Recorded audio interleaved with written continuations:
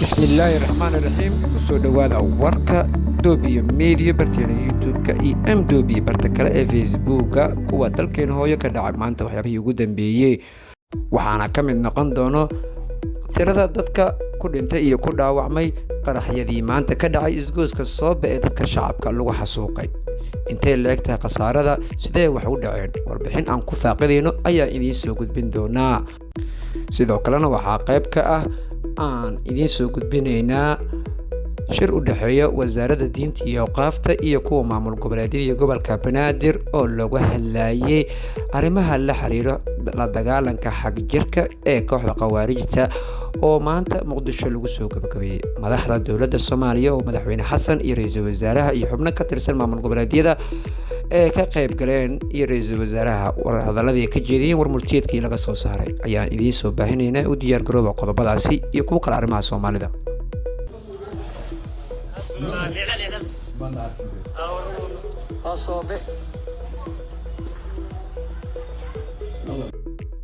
isgooska 14 Oktoobar Soobe ee magaalada Muqdisho maanta waxaa ka dhacay laba qarax oo loo adeegsaday gawaari waxyaabaha qarxo laga soo buuxiyay kaasi oo waxyeelo loogu geystay dad fara badan oo shacab waxba aan galabsanin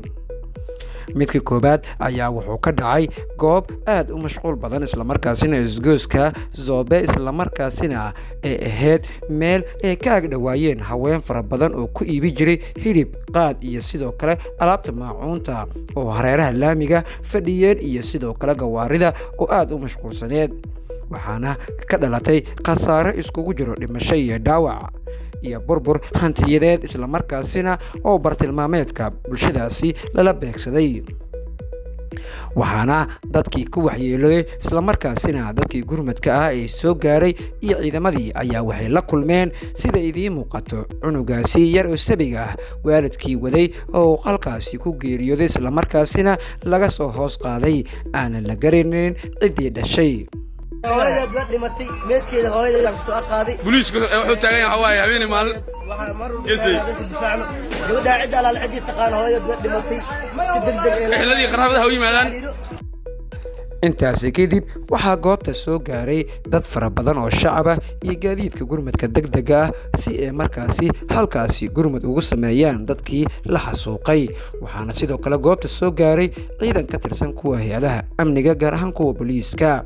waxaana sidoo kale qayb ka ahaayeen warfidiyaanka ama suxufiyiinta Soomaaliyeed si halkaasi dhacdada ee xanuunka badan ee bulshada lagu xasuuqay dhibaatadaasi ay u soo bandhigaan ama u soo tabiyaan balse waxay la kulmeen qarax kale oo xigo Faisal Umar oo kamid ah suxufiyiinta ka howlgasha magaalada Muqdisho oo ku dhaawacmay qaraxaasi ayaa waxa uu ka sheekeynayaa sida ay wax u dhaceen asigoo sheegay in meel aan ka fogeyn goobtii xaruntiisa uu ku sugnaa isla markaasina uu maqlay dhaawaqa qaraxii koobaad balse markuu ka soo baxay uu arkayay goob dad fara badan ee ku waxyeeloobeen si markaasi oo warbixin oo ugu diyaariyay muuqaalo asigoo qaadayo ayaa halkaasi dhaawac ka soo gaaray waxaana sidoo kale Maxamed Ciise Koron oo ka tirsan TV-ga Universal ee magaalada Muqdisho xafiiskiisa asniga ku geeriyooday waxaana sidoo kale jireen dad fara badan oo shacab iyo sidoo kale mas'uuliyiin ka tirsan ciidamada dawladda Soomaaliya darbiga wasaaradda ahayd adiga qaraxii koowaad ismaalinta waxa ka dhacay meesha darbiga wasaaradda ah qaraxis kuwaad markuu dhacay kadib waxaan ka mid ahaa adiga saxaafadii meesha soo aaday inkastoo xafiiskayguna uu meesha u jiray wax ka yar laba talaabo banaankan u soo baxay markaan goobtii soo istaagaan isagoo muuqaalo ama mataqaana warbixin ka sameeyana waxa dhacay qaraxii labaad ee mataqaana sawan isbidaaminta sawan gaari oo labadaba baabuur ahaa wax meesha qarxay alxamdulillah waa ka xumaay waxa ku dhintay nin wariyaada Konan la yiraahdo oo saaxiibkaya ilaahay naxariistina ka waraabiyo dad fara badan oo shacab ah oo ku baabeen meesha oo ka mid ahaayeen gabdhihii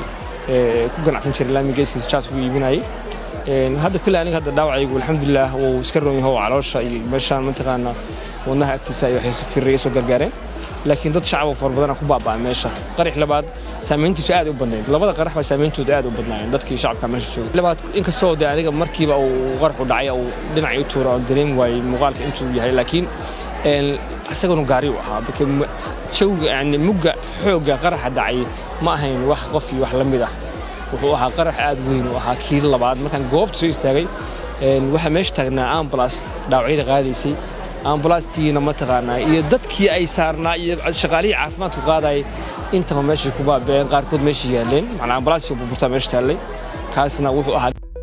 ciidanka booliiska Soomaaliyeed ayaa waxay faahfaahin ka bixiyeen wixii maanta dhacay isla markaasina sheegeen in uu ahaa laba qarax isla markaasina uu ka kala dhacay isgooska Zobe iyo laamiyaraha Zobe ee halkaasi ee darbiga wasaaradda waxbarashada ee dad shacab waxyeelo xooggan ka soo gaartay isla markaasina ay tahay mid kooxda qawaariijta al-shabaab markay furmaha dagaalka ay ka soo gaartay jab xooggan ee naqdaan kuwa ka argoosto dadka shacabka ayay qawaariijta nafla caariga ah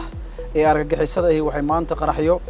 ee la beegsadeen dad shacab ahaa dadkaas oo isugu jira caruur haween iyo dad waayeel ah argagixisada arxanka dariga waxay laayeen hooyooyin kuwaas oo nafta ka baxday iyagoo caruurtooda dusha ku haysta dhanka kalena madaxda dowladda federaalka Soomaaliya ayaa ka hadashay ra'iisul wasaaraha xukuumadda federaalka Soomaaliya Xamse Cabdi Barre ayaa waxa uu soo dhigay qoraal bartiisa Facebook ee xafiiska ra'iisul wasaaraha waxaa lagu sheegay in maanta weerarka ka dhacay isgooska Zobe oo sanaqan doona mid dib u dhac ama gaabis ku keeno weerarka lagu ciribtirayo kooxda qawaariijta al-shabaab asigoona ra'iisul wasaaraha Soomaaliya shacabka Soomaaliyeed uusan quus gelinaynin hagardaamo kasta ay soo maleegaan balse mar uun laga guuleysanayo ayuu yiri qoraalka la soo dhigay xafiiskiisa ra'iisul wasaare Xamse ayaa sidoo kale waxa uu ugu tacsiyay dadka Soomaaliyeed ee dadkii shuhadada ahaa ee ku geeriyooday maanta qaraxyadii saxiixiga ee ka dhacay isgooska Zobe asigoona sidoo kale alla ugu bariyay inuu jannadiisa firdawsa ka waraabiyo wuxuuna sidoo kalena dhaawacyadii dadkii ku waxyeeloobay oo alla ugu bariyay caafimaad degdeg ah inuu siiyo dhanka kalena gudoomiyaha baarlamaanka federaalka Soomaaliya Sheekh Aadan Maxamed Nuur Sheekh Aadan Madoobe ayaa waxa uu ka hadlay maanta weerarkii qaraxa ka dhacay asigoona marka hore ka tacsiyay isla markaasina dadkii ku dhaawacmana alla ugu bariyay inuu caafimaad degdeg siiyo markii cadawga ahaa manaxyaasha ahaa in ay magaalada caasimadda Soomaaliya wasaaradda waxbarashada inay qarax ku qaadeen si shacabka Soomaaliyeed moraalka ugu dilaan yani xafladda ma aragtay aad loo sharfay walaalaha in leeyihiin ay u baaqato ay isku qashaan dadka moraalka ugu dilaan inay sameeyeen marka taasna insha Allah mana qumaran humaanayno ujeedadaanada wax kama bedeli doonto waxaan leenahay dadkii ku dhintay Allahu naxariisto intii dhaawacmayna Allah caafiyo wasaaradda diinta iyo qaafta xukuumadda federaalka Soomaaliya iyo kuwa maamul goboleedyada ee dalka oo isla markaasina shantii maalin la soo dhaafay magaalada Muqdisho shir ugu socday ayaa waxa uu ahaa mid looga hadlayay arinta la xiriirto la dagaalanka falka xagjirnimada ee argagixisada sidii meel loogu soo wada jeesan lahaa maanta oo Muqdisho lagu soo gabagabeeyay ayaa waxaa ka soo qayb galay mas'uuliyiin ka socotay dowladda federaalka Soomaaliya oo ugu horeeyay madaxweynaha dowladda Soomaaliya Xasan Sheekh Maxamuud iyo sidoo kalena ra'iisul wasaaraha xukuumadda federaalka Soomaaliya Xamse Cabdi Barre iyo ku-xigeenkiisa xubno kale ka tirsan golaha wasiirada xildhibaano iyo sidoo kale mas'uuliyiin ka socotay maamul goboleedyada dalka ugu horeyn Sheekh Mukhtaar Robow oo ah wasiirka diinta iyo qaafta xukuumadda federaalka Soomaaliya ayaa ka hadlay wuxuuna yiri og baa og cidaan ogeyna ma ogo waxaan leeyahay nabiga wuxuu yiri ayu yawmin hada khudbadiisi hajjatul wadaa waxaan leeyahay waxyaabaha qaarkood waa iska raad arooriyaade hal la socdo wuxuu markuu nabiga yiri maanta waa ayaante wuu ogaa nabiga laakiin iyagu xasuusinayay waxaan leeyahay shalay jumca ay ahayd mashakiya ku jiro maanta inay sabti tahay aan ogaano aan soconno aad u mahadsantihiin runtii shirkan socday mudday culimada iyo wasiirada iyo ugaaso iyo xildhibaano dhammaan maamul goboleed isla markaasina goobta waxaa ka hadlay mas'uuliyiin fara badan oo kamid ah Axmed Maxamed Islaam Axmed Madoobe madaxweynaha maamulka Jubbaland wuxuuna sheegay in loo midoobo sidii loo soo afjari lahaa kooxdan argagixisada ee al-shabaab isla markaasina dagaalka lagu haayo iminka la noqdo mid loo wada midoobo si shacabku waxaan waa volcano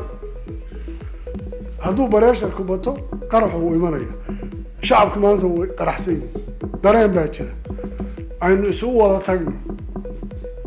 ra-iisul wasaaraha xukuumadda federaalk Soomaaliya Xamse Cabdi Barre oo goobta ka hadlay ayaa waxa uu sheegay in xukuumadda Soomaaliya waxyaabaha loo doortay ay tahay u adeegida bulshada isla markaasina adeegii la gaarsiin lahaa ee abaaraha dadka saameysay iyo goobaha caafimaad laga tagi lahayahay kooxda khawaarijta al-shabaab sidaas darteedna ay xukuumadda go'aansatay in dagaal lagu ciribtirayo ee gasho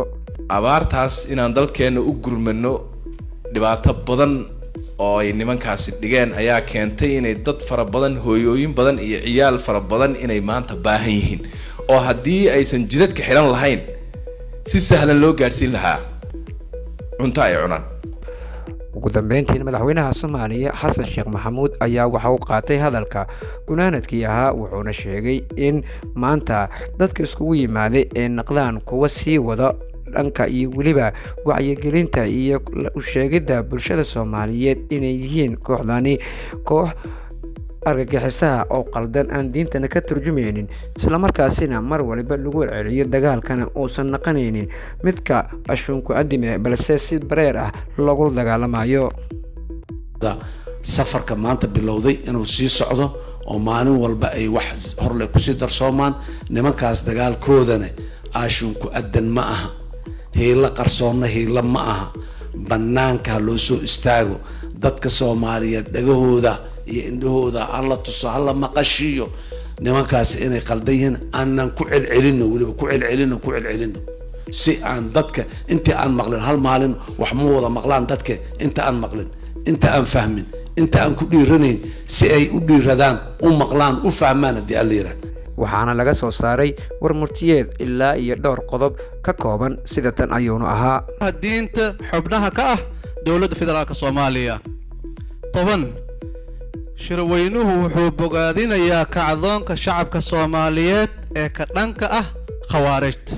aan jecelnahay guud ahaana intaasi ayaan ku soo gabagabeynaa anigoo Mustafa Maxamed Cali halkan kaga soo jiitaan iyo markan inta kulmi doono sidaas iyo nabadgelyo kulan kale oo xiiso leh